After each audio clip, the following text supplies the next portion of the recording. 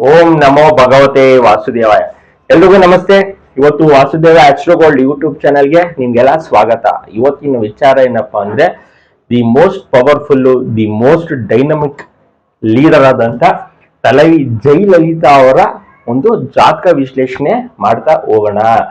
ಇವ್ರು ಏನಾದ್ರು ತಮಿಳ್ನಾಡಲ್ಲಿ ಸಿಎಂ ಆದ್ರೆ ಕರ್ನಾಟಕದವ್ರಿಗೂ ಒಂಥರ ಟೆನ್ಷನ್. ಏನಕ್ಕಪ್ಪ ಅಂದ್ರೆ ಕಾವೇರಿ ವಿಚಾರದೊಳಗೆ ಏನಾದ್ರೂ ಒಂದು ಖ್ಯಾತೆ ತೆಗೆಯುವಂಥದ್ದು, ಏನಾದ್ರೂ ಒಂದು ಕಿರಿಕಿರಿ ಇದ್ದೇ ಇರುತ್ತೆ ಅಂತ. ಇವ್ರು ತಮಿಳ್ನಾಡಲ್ಲಿ ಆದ್ರೆ ಇವ್ರೇನ ತಮಿಳ್ನಾಡಲ್ಲ ಸಿಎಂ ಆದಾಗ ಎಲ್ರು ಅಮ್ಮ ಅಮ್ಮ ಅಂತ ಪ್ರೀತಿ ಮಾಡ್ತಾರೆ. ಬಟ್ ಪ್ರತಿಯೊಬ್ಬ MLA ಕೂಡ ಇವ್ರ ಕಂಡ್ರೆ ಎದ್ರಿ ನಡುಗುವಂಥದ್ದು ನೀವೆಲ್ಲ ನೋಡ್ಬೋದು ವಿಜುವಲ್ಸ್ ನ. ಅವ್ರ ಏನಾದ್ರು ನಡ್ಕೊಂಡು ಹೋದ್ರೆ ಯಾವ ರೀತಿ ಇವ್ರ ಬಾಡಿ ಲ್ಯಾಂಗ್ವೇಜ್ ಇರುತ್ತೆ ಬೇರೆ MLA ಅಂತ ತುಂಬಾ ಎದುರ್ಕೊಳ್ಳುವಂತ ಸ್ವಭಾವ ಆ ಟೈಮ್ಸ್ ಅಲ್ಲಿ ಇರುತ್ತಿತ್ತು. ಪ್ರತಿಯೊಬ್ಬರಿಗೂ ಒಂದು ಲಿಮಿಟ್ ಅಂತ ಇರುತ್ತೆ. ಅವನು ಎಷ್ಟೇ ದೊಡ್ಡ ಪೊಲಿಟಿಷಿಯನ್ ಆಗಿರ್ಬೋದು, ಅವರ ಒಂದು ಲೈಫ್ ಜರ್ನಿಲಿ ಆ ಪೀರಿಯಡ್ ನ ತುಂಬಾ ಸ್ಟ್ರಾಂಗ್ ಆಗಿ ಇಟ್ಕೊಂಡಿರ್ತಾರೆ. ಇವರ ಒಂದು ಜಾತಕದ ಪ್ರಕಾರ ಗ್ರಹಗಳು ಯಾವ ದಶದಲ್ಲಿ ಯಾವ ಸಮಯದಲ್ಲಿ ಇವ್ರಿಗೆ ಅನುಕೂಲ ಮಾಡಿಕೊಟ್ಟಿದೆ CM ಆಗಿರೋಕೆ, ಮತ್ತೆ ಜಾತಕದಲ್ಲಿ ಎಷ್ಟು ಪವರ್ಫುಲ್ ಯಾವ ಗ್ರಹ ಅನ್ನೋದು ಎಷ್ಟೊಂದು ಜನಕ್ಕೆ ಕನ್ಫ್ಯೂಷನ್. ನಮ್ ಜಾತಕದಲ್ಲೂ ಈ ರೀತಿ ಏನಾದ್ರು ಇದೆಯಾ? ಯಾಕೆ ಜಯಲಲಿತಾ ಅವರೇನೆ ಇಷ್ಟು ಪವರ್ಫುಲ್ ಆಗಿರ್ತಾರೆ? ಯಾಕೆ ಅವ್ರು ನೋಡಿದ್ರೆ ಎಷ್ಟೊಂದ್ ಜನ ನೋಡಿ ನಡುಕ್ತಾ ಇದ್ರು ಒಂದ್ ಕಾಲದಲ್ಲಿ. ಅವರಲ್ಲಿ ಇರುವಂತ ಪಕ್ಷದವರೇ ಎದುರ್ಕೊಳ್ತಾ ಇದ್ರು, ಇನ್ನ ಬೇರೆ ಪಕ್ಷದವ್ರು ಕೂಡ ಎದುರ್ಕೊಳ್ಳುವಂಥದ್ದು. ಏನಕ್ಕೆ ಈ ರೀತಿ ಇವರ ಒಂದು ವಿಚಾರ ಅಂದ್ರೆ ಇವರ ಒಂದು ಆರೋಸ್ಕೋಪ್ ಯಾವ ರೀತಿ ಇರುತ್ತೆ ಅದು ಇವತ್ತು ನಾನು ವಿಶ್ಲೇಷಣೆ ಮಾಡುವಂತ ಸಮಯದಲ್ಲಿ ಈಸಿಯಾಗಿ ನಿಮ್ಗೂ ಕೂಡ ರಿಯಲೈಸ್ ಆಗುತ್ತೆ. ಕಾಂಬಿನೇಷನ್ಸ್ ಎಲ್ಲ ಸೇಮ್ ಇರ್ಬೋದು. ನಮ್ ಜಾತಕದಲ್ಲೂ 10ನೇ ಮನೆ ಬರುತ್ತೆ, 11ನೇ ಮನೆ ಬರುತ್ತೆ, ಅದ್ರ ದಶ ನಡೆಯುತ್ತೆ. ಬಟ್ ಏನಕ್ಕೆ ಪವರ್ಫುಲ್ ಅಂದ್ರೆ ಗ್ರಹಗಳು ಎಲ್ಲಿರುತ್ತೆ, ಮತ್ತೆ ಯಾವ ಗ್ರಹಗಳು ನಾವು ಬರೀ ಉಚ್ಚ ಸ್ಥಾನ ನೀಚ ಸ್ಥಾನ ಅಂತ ನೋಡ್ತಿರ್ತೀವಿ, ಮತ್ತೆ ಯೋಗಗಳು ಯಾವುದು ದೋಷಗಳು ಯಾವುದು ಅಂತ. ಯಾವ ಗ್ರಹ ರೆಟ್ರೋಗ್ರೇಡ್ ಆಗಿರುತ್ತೆ, ಯಾವ ಗ್ರಹ ವಕ್ರಿ ಆಗಿರುತ್ತೆ, ಅದ್ರ ಫಲಗಳು ಏನೇನ್ ಸಿಗುತ್ತೆ ಅನ್ನೋದು ತಿಳಿಸ್ಕೊಡ್ತಾ ಹೋಗ್ತೀನಿ. ನೋಡಿ, ಮೊದಲನೇದಾಗಿ ಇವ್ರು ಹುಟ್ಟಿರುವಂತದ್ದು 24/2/1948 ಮಕಾ ನಕ್ಷತ್ರದಲ್ಲಿ. ಯಾರು ಅಶ್ವಿನಿ ನಕ್ಷತ್ರ, ಭರಣಿ ನಕ್ಷತ್ರ, ಪುಷ್ಯ ನಕ್ಷತ್ರ, ಮಕಾ ನಕ್ಷತ್ರದಲ್ಲಿ ಇರ್ತಾರೆ ಅವ್ರು ಹೇಳಿದ ಮಾತು ಕೇಳಲ್ಲ. ಅಷ್ಟೊಂದು ಸ್ವಭಾವದವರು. ನಾವ್ ಹೇಳ್ದಂಗೆ ನಡಿಬೇಕು, ಬೇರೆ ಮಾತೇ ಇಲ್ಲ ಅವ್ರ ಹತ್ರ. ಆಗ್ಬೇಕು ಅಂದ್ರೆ ಆಗ್ಬೇಕು, ಆಗಲ್ಲ ಅಂದ್ರೆ ಆಗಲ್ಲ. ಈ ಸ್ವಭಾವದವರು ತುಂಬಾ. ಇವರ ಒಂದು ಕ್ಯಾರೆಕ್ಟರಿಸ್ಟಿಕ್ ಹಿಂಗಿರುತ್ತೆ, ಇವರ ಒಂದು ಗುಣಲಕ್ಷಣನೇ ಹಿಂಗಿರುತ್ತೆ. ಇದ್ರ ಮೇಲೆ ನಮ್ಮ ಅವ್ರ ಎಂಟೈರ್ ಲೈಫ್ ನ ಡಿಸೈಡ್ ಮಾಡಕ್ಕಾಗಲ್ಲ. ಯಾಕೆಂದ್ರೆ ಪ್ರತಿಯೊಬ್ಬರಿಗೂ ದಶಾಭುಕ್ತಿ ಅನ್ನೋದು ಫೈನಲ್ ಆಗಿರುತ್ತೆ. ಓ ನೀನ್ ಮೂಲ ನಕ್ಷತ್ರನ ನೀನ್ ಸರಿ ಇಲ್ಲ, ನೀನ್ ಆಶ್ಲೇಷ ನಕ್ಷತ್ರನ ಓ ನಿಮ್ಗೆ ಮದುವೆ ಆಗ್ಬಾರ್ದು, ಮಕಾ ನಕ್ಷತ್ರನ ನೀವು ತುಂಬಾ ಸ್ಟ್ರಾಂಗ್ ಆಗಿರ್ತೀರ, ಆ ರೀತಿ ಎಲ್ಲ ಅವ್ರ ಗುಣಲಕ್ಷಣ ಅಷ್ಟೇ. ಅವರವರ ಒಂದು ದಶಾಭುಕ್ತಿ ಬಂದಾಗ ಅವರು ಯಾವ ರೀತಿ ಇರ್ತಾರೆ ಅನ್ನೋದು ಫೈನಲ್ ಆಗಿ ನಾವು ಪ್ರೆಸೆಂಟ್ ನಡೀತಿರುವಂತ ದಶಾಭುಕ್ತಿ ಮೇಲೆ ಡಿಪೆಂಡ್ ಆಗಿರುತ್ತೆ. ಜಸ್ಟ್ ಇದು ನಾನು ಹೇಳಿದ್ದು ಮಕಾ ನಕ್ಷತ್ರ ಅಂದ್ರೆ ಅವರ ಗುಣಲಕ್ಷಣ ಯಾರು ಮಾತ್ರ ಕೇಳಲ್ಲ. ಅವ್ರ ಬಿಹೇವ್ನೆಸ್ ತುಂಬಾ ಸ್ಟ್ರಾಂಗ್ ಆಗಿ ಇರುವಂತದ್ದು. ಮತ್ತೆ ಇವರು ಲಗ್ನ ಬಂದು ಮಿಥುನ ಲಗ್ನ, ಮತ್ತೆ ರಾಶಿ ಬಂದು ಸಿಂಹ ರಾಶಿಲಿ ಹುಟ್ಟಿರುವಂತದ್ದು. ಲಗ್ನ ಎರಡನೇ ಮನೆ, ಲಗ್ನದಿಂದ 2ನೇ ಮನೆಯಲ್ಲಿ ಶನಿ ಗ್ರಹ ಇರುವಂತದ್ದು, 3ನೇ ಮನೆಯಲ್ಲಿ ಚಂದ್ರ ಕುಜ, 5ನೇ ಮನೆಯಲ್ಲಿ ಕೇತು, 9ನೇ ಮನೆಯಲ್ಲಿ ಸೂರ್ಯ ಬುಧ, 10ನೇ ಮನೆಯಲ್ಲಿ ಶುಕ್ರ, ಮತ್ತೆ 11ನೇ ಮನೆಯಲ್ಲಿ ರಾಹು ಇರುವಂತದ್ದು. ನಾವು ಡೇ ಟು ಟೈಮಿಂಗ್ಸ್ ಪ್ಲೇಸ್ ಹಾಕಿದಾಗ ಎಲ್ರಿಗೂ ಕಾಮನ್ ಆಗಿ ಗ್ರಹಗಳು ಇಲ್ಲಿ ಬಂದು ಕುತ್ಕೊಳ್ಳುತ್ತೆ. ನಿಮ್ಮ ಆರೋಸ್ಕೋಪ್ ನೋಡ್ಕೊಂಡಾಗ್ಲೂ ಕೂಡ ಮೇನ್ ಚಾರ್ಟ್ ಅಲ್ಲಿ ಗ್ರಹಗಳು ಇಲ್ಲಿ ಬರುತ್ತೆ. ಬಟ್ ನಾವು ನೋಡ್ಬೇಕಾಗಿರುವಂತದ್ದು ಡಿಗ್ರಿ ವೈಸ್ ಅಲ್ಲಿ ಗ್ರಹಗಳು ಎಲ್ಲೆಲ್ಲಿದೆ. ಇದು ತುಂಬಾ ಮೋಸ್ಟ್ ಇಂಪಾರ್ಟೆಂಟ್. ಕೇತು ನಿಮ್ಮ ಜಾತಕದಲ್ಲಿ ಎಲ್ಲೆಲ್ಲಿದೆ ಒಂದೊಂದು ಗ್ರಹಗಳನ್ನು ವಿಶ್ಲೇಷಣೆ ಮಾಡ್ತಾ ಹೋಗ್ಬೇಕಾಗುತ್ತೆ ನಾವು. ಉದಾಹರಣೆಗೆ ಇವ್ರ ಜಾತಕದಲ್ಲಿ ಕೇತು 5ನೇ ಮನೆ, ಡಿಗ್ರಿ ವೈಸ್ ಅಲ್ಲಿ 5ನೇ ಮನೆ ಅಂತ ಬರ್ತಿದ್ದೀನಿ. ಮೇನ್ ಚಾರ್ಟ್ ಅಲ್ಲಿ ಕೂಡ 5ನೇ ಮನೆಯಲ್ಲೇ ಇರುವಂತದ್ದು. ಶುಕ್ರ 10ನೇ ಮನೆಯಲ್ಲಿ ಬರ್ತಿದ್ದೀನಿ. ಇವರ ಜಾತಕದಲ್ಲಿ ಕೂಡ ಶುಕ್ರ 10ನೇ ಮನೆಯಲ್ಲಿ ಇರುವಂತದ್ದು. ನೆಕ್ಸ್ಟ್ ಸೂರ್ಯ ನೋಡಿ, ನಾನು 9ನೇ ಮನೆ ಅಂತ ಬರ್ತಿದ್ದೀನಿ. ಡಿಗ್ರಿ ವೈಸ್ ಅಲ್ಲಿ 8ನೇ ಮನೆ ಇದೆ, ಶಿಫ್ಟ್ ಆಗಿದೆ ಹಿಂದ್ಗಡೆ ಮನೆಗೆ. 8ನೇ ಮನೆ 9ನೇ ಮನೆಯಿಂದ 8ನೇ ಮನೆಗೆ ಬಂದಿರುವಂತದ್ದು. ಇದೇ ರೀತಿ ನಮ್ಮ ಜಾತಕದಲ್ಲೂ ಸ್ಕಿಪ್ ಆದಾಗ ಗ್ರಹಗಳು ಅದ್ರ ಫಲನೇ ಚೇಂಜ್ ಕೊಡುತ್ತೆ.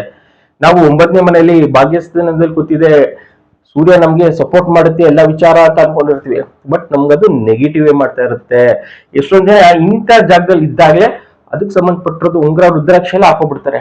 ನಿಮ್ ಲೈಫ್ ಲಾಂಗ್ ಸಫರ್ ಪಡ್ತೀರಾ. ಆ ಉಂಗ್ರ ರುದ್ರಾಕ್ಷಿ ಅದಕ್ಕೆ ಸಂಬಂಧಪಟ್ಟಿರುವಂತ ಕ್ರಿಸ್ಟಲ್ಸ್ ನೀವು ಏನ್ ಹಾಕೊಂಡಿರ್ತೀರಾ ನಿಮ್ಮ ಲೈಫ್ ಲಾಂಗ್ ಸಫರ್ ಪಡ್ತಿರ್ತೀರಾ. ಗ್ರಹಗಳೇನಾದ್ರು ಈ ರೀತಿ ಚೇಂಜ್ ಆದ್ರೆ, ನಾನು ಆಗ ಹೇಳ್ದಂಗೆ 5ನೇ ಮನೇಲಿ ಇದ್ದು ಅದೇ ಗ್ರಹಕ್ಕೆ ಸಂಬಂಧಪಟ್ಟಿದ್ದು ನೀವು ಹಾಕೊಂಡ್ರೆ ಯಾವ್ದೇ ರೀತಿ ಪ್ರಾಬ್ಲಮ್ ಇಲ್ಲ. ಈ ರೀತಿ ಸ್ಕಿಪ್ ಆದಾಗ ನೀವೇನಾದ್ರೂ ಆ ಗ್ರಹಕ್ಕೆ ಸಂಬಂಧಪಟ್ಟಿದ್ದು ಉಂಗುರ, ರುದ್ರಾಕ್ಷಿ, ಮಾತ್ರ ಪಟ್ಟಣ ಎಲ್ಲ ಮಾಡಿದ್ರೆ ಅದು ನಿಮ್ಗೆ ಸಮಸ್ಯೆ ಲೈಫ್ ಟೈಮ್ ಕೊಡ್ತಾ ಇರುತ್ತೆ. ಮತ್ತೆ ಚಂದ್ರ ಗ್ರಹ 2ನೇ ಮನೆ ಅಂತ ಬರ್ದೀನಿ. ಇಲ್ಲೂ ಕೂಡ ಚಂದ್ರ 3ನೇ ಮನೆ ಅಂತ ಬರ್ದೀನಿ, 2ನೇ ಮನೆಗೆ ಹೋಗುವಂತದ್ದು. ಡಿಗ್ರಿ ವೈಸ್ ಅಲ್ಲಿ 2ನೇ ಮನೆಯಲ್ಲಿ ಇರುವಂತದ್ದು. ಕುಜ ಕೂಡ 2ನೇ ಮನೆಯಲ್ಲೇ ಇರುವಂತದ್ದು. 3ನೇ ಮನೆ ಅಂತ ಬರ್ದಿದ್ದೀನಿ. ಕುಜ ಕೂಡ 3ನೇ ಮನೆ ಇರುವಂತದ್ದು. ಆಕ್ಚುಲಿ 2ನೇ ಮನೆಯಲ್ಲಿ ಇದ್ರೆ ಕುಜ ದೋಷ ಅಂತ ಹೇಳ್ತೀವಿ. ನಾನು ಎಷ್ಟು ಸೆಲೆಬ್ರಿಟೀಸ್ದು ವಿಡಿಯೋ ಅಪ್ಲೋಡ್ ಮಾಡಿದ್ದೀನಿ, ಎಲ್ರಿಗೂ ಕುಜ ದೋಷ ಇರುವಂತದ್ದೇ. ನಿಮ್ಗೆ ಏನಾದ್ರೂ ಕುಜ ದೋಷ ಇದ್ರೆ ನೀವು ಕೂಡ ಸೆಲೆಬ್ರಿಟಿನೇ ನಿಮ್ ಕ್ಷೇತ್ರದಲ್ಲಿ. ನಮ್ ಜಾತಕದಲ್ಲಿ ಕುಜ ದೋಷ ಇದೆ, ನಾನು ಕುಜ ದೋಷ ಇರೋರ್ನೇ ಮದುವೆ ಆಗ್ಬೇಕು, ಕದ್ಲಿ ವಿವಾಹ ಮಾಡಿಸ್ಬೇಕು, ಕುಂಭ ವಿವಾಹ ಮಾಡಿಸ್ಬೇಕು ಅನ್ನೋದು ನಮ್ಮ ಒಂದು ಜನರಲ್ ಟಾಪಿಕ್. ಅದು ಅವೆಲ್ಲ ಏನು ಇಲ್ಲ. ನಿಮ್ಮ ಜಾತಕದಲ್ಲಿ ಏನಾದ್ರೂ ಕುಜ 1ನೇ ಮನೆ, 2, 4, 7, 8 ಮತ್ತೆ 12 ಇದ್ರೆ ಕುಜ ದೋಷ ಅಂತ ಸಿಂಪಲ್ ಆಗಿ ನೋಡ್ಬೋದು. ಡಿಗ್ರಿ ವೈಸಲ್ಲಿ ಅಲ್ಲೇ ಇದ್ರೆ ನೀವು ಪವರ್ಫುಲ್ ಲೀಡರ್ ಅಂತ ನೀವೇ ಡಿಸೈಡ್ ಮಾಡ್ಕೊಳ್ಳಿ. ಯಾಕಂದ್ರೆ ಬೇರೆಯವ್ರು ಡಿಸೈಡ್ ಮಾಡಲ್ಲ. ಬೇರೆಯವರೆಲ್ಲ ಏನ್ ಮಾಡ್ತಾರೆ ಅಂದ್ರೆ, ನಿಮ್ಗೆ ಕುಜ ದೋಷ ಇದೆ, ನಿಮ್ಮ ಏನೇ ಸಮಸ್ಯೆ ಬಂದ್ರು ನಿಮ್ಮ ಲೈಫಲ್ಲಿ ಈ ಗ್ರಹದಿಂದಾನೇ ಅಂತ ಹೇಳ್ತಾರೆ. ನಾನು ಹೇಳುವಂತದ್ದು, ನಿಮ್ಗೆ ಏನಾದ್ರು ಕುಜ ದೋಷ ಇದೆ, ನೀವು ಪವರ್ಫುಲ್ ಲೀಡರ್ ಅಂತ ನಾನು ನಿಮ್ಗೆ ತಿಳಿಸ್ತಾ ಇದ್ದೀನಿ. ಮತ್ತೆ ರಾಹು ಕೂಡ 11ನೇ ಮನೆ. ನಮ್ಮ ಜಾತಕದಲ್ಲಿ ನಮ್ಗೆ ಈ ರಾಹು ಇರ್ಬೋದು, ಶನಿ ಗ್ರಹ ಇರ್ಬೋದು, ಕೇತು, ಕುಜ ಇವ್ರು ಏನಾದ್ರೂ 11ನೇ ಮನೆಯಲ್ಲಿ ಕುತ್ಕೊಂಡ್ರೆ ವಿಪರೀತ ಲಾಭ ಕೊಡುವಂತದ್ದು. ನಾವು ಯಾವ್ದು ಪಾಪ ಗ್ರಹಗಳು ಅಂತ ಕರಿತೀವಿ, ರಾಹು ಇರ್ಬೋದು, ಶನಿ, ಕೇತು, ಅವ್ರು ಏನಾದ್ರೂ 11ನೇ ಮನೆಯಲ್ಲಿ ಕೂತ್ಕೊಂಡ್ರೆ ವಿಪರೀತ 1:10 ಕೊಡುವಂತದ್ದು. ಅದು ರಾಹುನೇ ಇವರೇ ಜಾತಕದಲ್ಲಿ 11ನೇ ಮನೆಯಲ್ಲಿ ಇರುವಂತದ್ದು. ಮತ್ತೆ ಗುರು 6ನೇ ಮನೆಯಲ್ಲಿ ಲಗ್ನದಲ್ಲಿ. ಇಲ್ಲಿ ಲಗ್ನದಿಂದ ನಾನು ಇಲ್ಲಿ 7ನೇ ಮನೆ ಅಂತ ಬರ್ದಿದ್ದೀನಿ, ಅದು 6ನೇ ಮನೆಗೆ ಶಿಫ್ಟ್ ಆಗಿರುತ್ತೆ. ಡಿಗ್ರಿ ವೈಸ್ 7ನೇ ಮನೆಯಿಂದ 6ನೇ ಮನೆಗೆ ಹೋಗಿರುವಂತದ್ದು. ಶನಿ ಕೂಡ 2ನೇ ಮನೆ ಇರುವಂತದ್ದು. ಇಲ್ಲೂ ಕೂಡ ಡಿಗ್ರಿ ವೈಸ್ ಅಲ್ಲಿ ಶನಿ 2ನೇ ಮನೆಯಲ್ಲೇ ಇರುವಂತದ್ದು. ನೆಕ್ಸ್ಟ್ ಬುಧ ಬಂದು 8ನೇ ಮನೆ ಡಿಗ್ರಿ ವೈಸ್ ಅಂತ ಬರ್ದಿದ್ದೀನಿ. ಇಲ್ಲಿ ಬುಧ 9ನೇ ಮನೆ ಅಂತ ಬರ್ದಿದ್ದೀನಿ. ಇಲ್ಲೂ ಕೂಡ ಅದು ಡಿಗ್ರಿ ವೈಸ್ ಅಲ್ಲಿ 8ನೇ ಮನೆಗೆ ಹೋಗಿರುವಂತದ್ದು. ಸೂರ್ಯ ಮತ್ತೆ ಬುಧ ಮೇನ್ ಚಾರ್ಟ್ ಅಲ್ಲಿ 9ನೇ ಮನೆಯಲ್ಲಿ ಇದೆ, ಡಿಗ್ರಿ ವೈಸ್ ಅಲ್ಲಿ 8ನೇ ಮನೆಗೆ ಬಂದಿರುತ್ತೆ. ನಮ್ಮ ಆರೋಸ್ಕೋಪ್ ಇದೇ ರೀತಿ ಫಸ್ಟ್ ಬೇಸಿಕ್ ಆಗಿ ಚೆಕ್ ಮಾಡ್ಕೊಳ್ಬೇಕು. ಮೇನ್ ಚಾರ್ಟ್ ಅಲ್ಲಿ ಏನ್ ಗ್ರಹಗಳಿದೆ, ಡಿಗ್ರಿ ವೈಸ್ ಅಲ್ಲಿ ಎಲ್ಲೆಲ್ಲಿದೆ ಅಂತ. ಸಾಮಾನ್ಯವಾಗಿ ಏನಕ್ಕೆ ಪವರ್ಫುಲ್ ಲೀಡರ್ ಆಗ್ತಾರೆ ಅಂದ್ರೆ, ನಾವೆಲ್ಲ ಯೋಗಗಳು ಇವ್ರಿಗೆ ಜಾಸ್ತಿ ಇದೆ ಅಂತ ಹೇಳ್ತೀವಿ.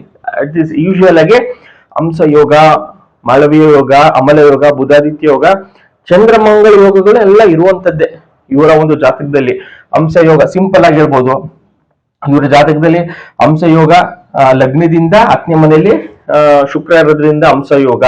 ಮಾಳವೀಯ ಯೋಗ ಅಂದ್ರೆ ಲಗ್ನದಿಂದ 7ನೇ ಮನೆಯಲ್ಲಿ ಗುರು ಸ್ವಂತ ಮನೆಯಲ್ಲಿ ಇರೋದ್ರಿಂದ ಮಾಳವೀಯ ಯೋಗ. ಮತ್ತೆ ಅಮಲ ಯೋಗ ಸೂರ್ಯ, ಬುಧ ಮತ್ತೆ ಶುಕ್ರ ಹಿಂದೆ ಮುಂದೆ ಇರೋದ್ರಿಂದ ಇವ್ರಿಗೆ ಅಮಲ ಯೋಗ ಇರುವಂತದ್ದು. ಬುಧಾದಿತ್ಯ ಯೋಗ ಅಂದ್ರೆ ಸೂರ್ಯ ಬುಧ ಜೊತೆಲೇ ಇರ್ತಾರೆ. ಆಲ್ಮೋಸ್ಟ್ ಎಲ್ರಿಗೂ ಬುಧಾದಿತ್ಯ ಯೋಗ ಜಾಸ್ತಿನೇ ಇರುತ್ತೆ. ಚಂದ್ರಮಂಗಲ ಯೋಗ ಅಂದ್ರೆ ಕುಜ ಮತ್ತೆ ಚಂದ್ರ ಜೊತೆಲೇ ಇರೋದ್ರಿಂದ ಚಂದ್ರಮಂಗಲ ಯೋಗ ಇದೆ. ಸೊ ಅದಕ್ಕೆ ಇವರು ಪವರ್ಫುಲ್ ಲೀಡರ್ ಆಗಿದ್ದಾರೆ ಅಂತ ಸಾಮಾನ್ಯವಾಗಿ ಹೇಳ್ತಾರೆ. ನಾನು ಹೇಳುವಂತದ್ದು ಇದನ್ನೆಲ್ಲ ಬಿಟ್ಟು ಇವರ ಒಂದು ಜಾತಕವನ್ನ ಇವಾಗ ಡೆಪ್ತ್ ಅಲ್ಲಿ ನೋಡೋದಾದ್ರೆ, ಕೇತು ದಶ ಇವ್ರಿಗೆ 51 ತನಕ ಕೇತು ದಶ ಇರುವಂತದ್ದು. 71 ತನಕ ಶುಕ್ರ ದಶ 20 ವರ್ಷ, ಸೂರ್ಯ ದಶ 77 ತನಕ, ಚಂದ್ರ 87, ಮತ್ತೆ ಕುಜ ದಶ 94 ತನಕ ಕುಜ ದಶ ಇರೋದು. ಇವರು ಸಿಎಂ ಆಗಿರೋದು ನೋಡಿ. ಇವರು 92 ಅಲ್ಲಿ ಇವರು ಸಿಎಂ ಆಗ್ತಾರೆ. ಅಲ್ಲಿಂದ 3 ಟರ್ಮ್, 4 ಟರ್ಮ್, 5, 6 ಟರ್ಮ್ ಎಲ್ಲ ಸಿಎಂ ಆಗಿದ್ದಾರೆ. ಫಸ್ಟ್ ಟರ್ಮ್ ಇವ್ರನ್ನ ಸಿಎಂ ಮಾಡಿರುವಂತದ್ದೇ ಕುಜ. 2ನೇ ಮನೆಯಲ್ಲಿ ಕುಜ ಇದ್ದು ನಾವು ಏನ್ ಕುಜ ದೋಷ ಅಂತ ಕರಿತೀವಿ, ಅವ್ರನ್ನೇ ಇವ್ರನ್ನ ಸಿಎಂ ಮಾಡಿರುವಂತದ್ದು ಕುಜ ಗ್ರಹಣೆ. ಯಾಕಂದ್ರೆ ನಮ್ಗೆ ಏನೇ ಒಂದು ಲೈಫಲ್ಲಿ ನಮ್ಗೆ ಅಚೀವ್ಮೆಂಟ್ ಮಾಡ್ಬೇಕು, ನಾವು ಏನಾದ್ರು ಪೊಲೀಸ್ ಆಗ್ಬೇಕು, ಯಾವ್ದಾದ್ರು ಒಂದು IAS ಆಗ್ಬೇಕು, ಯಾರು ಮಾಡ್ದಿರೋಂತ ಅಚೀವ್ಮೆಂಟ್ ನಾವು ಮಾಡ್ಬೇಕು ಅಂದ್ರೆ ನಮ್ಮ ಜಾತಕದಲ್ಲಿ ಕುಜ ದೋಷ ಇದ್ರೇನೆ ನಮ್ಗೆ ಈ ರೀತಿ ಮಾಡಕ್ ಆಗುವಂತದ್ದು. 2ನೇ ಮನೆಯಲ್ಲಿ ಕುಜ ಇದೆ ಅಂತ ಸಮಯದಲ್ಲೇ ಇವ್ರಿಗೆ ಸಿಎಂ ಬಗ್ಗೆ ಸಿಗುವಂತದ್ದು. ಲೈಫಲ್ಲಿ ಏನೇ ಪ್ರಾಬ್ಲಮ್ ಅಂದ್ರೂ ಫೇಸ್ ಮಾಡ್ತೀನಿ ಅಂತ ಹೇಳುವಂತ ಏಕೈಕ ಗ್ರಹ ಅಂದ್ರೆ ಕುಜ. ಅದು ಕುಜ ದೋಷ ಅಂದ್ರೂ ಪರವಾಗಿಲ್ಲ. ಕುಜ ಏನಾದ್ರೂ 2ನೇ ಮನೆಯಲ್ಲಿ ಆಗ ಹೇಳ್ದಂಗೆ ಈ 7 ಮನೆಗಳಲ್ಲಿ 12 ಮನೆಗಳಲ್ಲಿ 6 ಮನೆಗಳಲ್ಲಿ ಏನಾದ್ರೂ ಕುಜ ಇದ್ರೆ 1, 2, 4, 7, 8 ಮತ್ತೆ 12ರಲ್ಲಿ ಕುಜ ದೋಷ ಅಂತ ಹೇಳ್ತೀವಿ. ಇವ್ರಿಗೆ 2ನೇ ಮನೆಯಲ್ಲಿ ಇರೋದ್ರಿಂದ ಇವ್ರಿಗೆ ಕುಜನೇ ಕರ್ಕೊಂಡೋಗಿ ಸಿಎಂ ಮಾಡಿರುವಂತದ್ದು. ಅಷ್ಟು ಕೇಪಬಲ್, ಅಷ್ಟು ಕೆಪಾಸಿಟಿ, ಅಷ್ಟು ಪವರ್ ಎಲ್ಲ ಕುಜ ಕೊಡ್ತಾನೆ. ನಾವೇನ್ ಮಾಡ್ತೀವಿ, ಕುಜ ದೋಷ ಇದೆಯಾ, ಹೋಮ ಮಾಡಿಸು, ದಾನ ಮಾಡು ಅಂದ್ರೆ ನಮ್ಮಲ್ಲಿರುವಂತ ಪವರ್ ನಾವೇ ಕಳ್ಕೊಂಡಂಗೆ. ನಾನು ಸುಮಾರು ವಿಡಿಯೋಸ್ ಅಲ್ಲಿ ಹೇಳ್ತಾ ಇದ್ದೀನಿ, ಬಟ್ ಆದ್ರೂ ಎಷ್ಟೊಂದ್ ಜನಕ್ಕೆ ಇನ್ನ ಇದ್ರ ಬಗ್ಗೆ ಅರಿವು ಬಂದಿಲ್ಲ. ಏನಕ್ಕೆ ಅಂದ್ರೆ ನಿಮ್ಮ ಆರೋಸ್ಕೋಪ್ ಚೆಕ್ ಮಾಡ್ಕೊಳ್ಳಿ.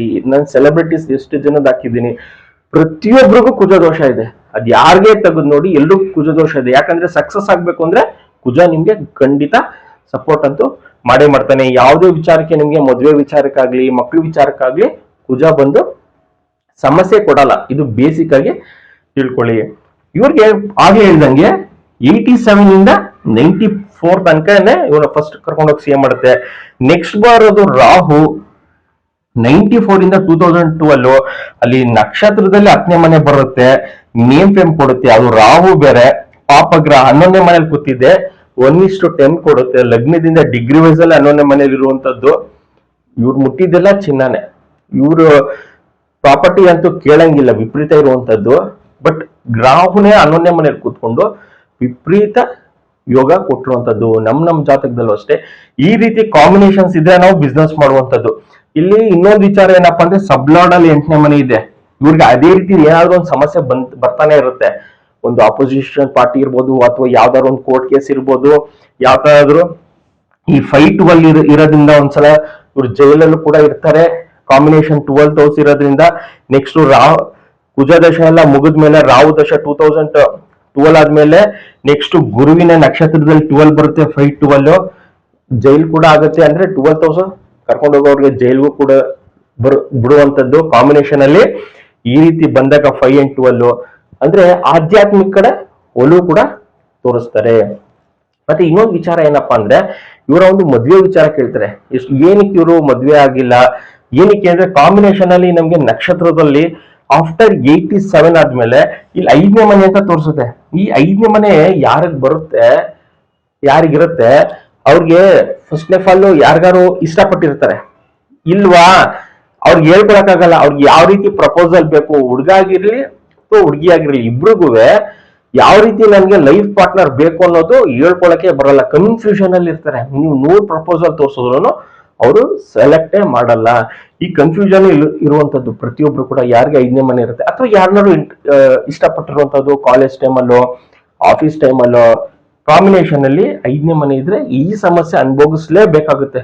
5th ಹೌಸ್ ಅದು ಚಂದ್ರ ದಶ ನಡೆಯುವಂತ ಸಮಯದಲ್ಲಿ ಅಥವಾ ಕುಜ ದಶ ನಡೆಯುವಂತ ಸಮಯದಲ್ಲಿ 5ನೇ ಮನೆ ಇರೋದ್ರಿಂದ, ಮತ್ತೆ ಕೇತುವಿನ ನಕ್ಷತ್ರದಲ್ಲಿ 6, ಇದೆಲ್ಲ ಮದುವೆ ಮಾಡ್ಕೊಳಕ್ಕೆ ಅಷ್ಟು ಈಸಿಯಾಗಿ ಬಿಡಲ್ಲ. ಏನಾದ್ರೂ ಒಂದು ಸಮಸ್ಯೆ, ಏನಕ್ಕೆ ನಾನು ಲೈಫಲ್ಲಿ ಮದುವೆ ಆಗ್ಬೇಕು, ಮದುವೆ ಆದ್ರೆ ಏನ್ ಅಚೀವ್ಮೆಂಟ್ ಮಾಡ್ತೀನಿ, ಮದುವೆ ಆಗ್ದೇನೆ ಮಾಡೋಣ, ಈ ರೀತಿ ಎಲ್ಲ ಆಧ್ಯಾತ್ಮಿಕ ಕಡೆ ಒಲವು ಜಾಸ್ತಿ ತೋರಿಸುವಂತದ್ದು.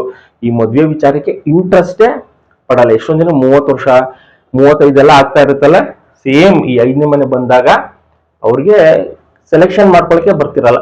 ಅಥವಾ ಯಾರನ್ನಾದ್ರು ಇಂಟ್ರೆಸ್ಟ್ ಪಟ್ಟು ಅವರ ಲೈಫಲ್ಲಿ ಇದೇ ರೀತಿ ಮುಂದೂಡ್ತಿರ್ತಾರೆ. ಮದುವೆ ವಿಚಾರ ಏನಾದ್ರು ಪೇರೆಂಟ್ಸ್ ತುಂಬಾ ಪ್ರೆಷರ್ ಆಗ್ತಾಗ ಇವತ್ ಬೇಡ ನಾಳೆ ಬೇಡ ಅನ್ಕೊಂಡೆ ಅವ್ರಿಗೆ 30-35 ಆಗ್ಬಿಡುತ್ತೆ. ಕಾಂಬಿನೇಷನ್ 5ನೇ ಮನೆ ಬಂದ್ರೆ ತುಂಬಾ ಡೇಂಜರ್ ಆಗಿ ಇರುವಂತದ್ದು ಜಾತಕದಲ್ಲಿ. ಮದುವೆ ವಿಚಾರಕ್ಕೆ ಅವ್ರ ಹೆಲ್ತ್ ವಿಚಾರ ಎಲ್ಲ ಚೆನ್ನಾಗಿದ್ರು ಮದುವೆ ವಿಚಾರಕ್ಕೆ 5ನೇ ಮನೆ ತುಂಬಾ ಸಮಸ್ಯೆ ಕೊಡುವಂತದ್ದು. ಅವರು ಪೊಲಿಟಿಷಿಯನ್ಸ್ ವಿಚಾರ ಬಂದಾಗಲೇ ಕಾಂಬಿನೇಷನ್ 6, 8, 11, 5 ಎಲ್ಲ ಕೈ ಹಿಡಿಯುತ್ತೆ. ಈ 5ನೇ ಮನೆ ಯಾವ ರೀತಿ ಅಂದ್ರೆ, ಹಠ ತೊಟ್ರೆ ನಾನ್ ಆಗ್ಲೇಬೇಕು ಅಂತ. ನಾನು ಡಿ ಕೆ ಶಿವಕುಮಾರ್ ಅವ್ರದೆಲ್ಲ ಜಾತಕ ವಿವರಣೆ ಕೊಡ್ಬೇಕಾದ್ರೆ ಅವ್ರದ್ದು 5ನೇ ಮನೆ ಇದೆ, ನಾನ್ CM ಆಗ್ಲೇಬೇಕು ಅಂತ ಹಠ ತೊಟ್ರೆ ಸಿಗುತ್ತೆ. ಇಲ್ಲೋ ಕರ್ಣನ್ ಜಾತಕ ಬಿಟ್ಕೊಟ್ಬಿಡ್ತಾರೆ ಕಾಂಬಿನೇಷನ್ ಅಲ್ಲಿ 5ನೇ ಮನೆ ನಡೆಯುವಂತ ಸಮಯದಲ್ಲಿ. ಇವ್ರಿಗೆ ಕುಜದಶ ನಡಿಬೇಕಾದ್ರೆ 5ನೇ ಮನೆ ನಕ್ಷತ್ರದಲ್ಲಿತ್ತು. ಇವರು ಈ ಹಠನ ಬಿಟ್ಟಿಲ್ಲ, ಬೇಕೇ ಬೇಕು ಅಂತ ಇವರು ಪಣ ತೊಟ್ಟಿ ಇವರು CM ಆಗಿರುವಂತದ್ದು. ನಾನು ಆದ್ರೆ CM ಆಗ್ತೀನಿ ಅಂತ. ಆ ಚಾಲೆಂಜ್ ಕುಜ ಕೂಡ ಸಪೋರ್ಟ್ ಮಾಡಿದ್ದೆ.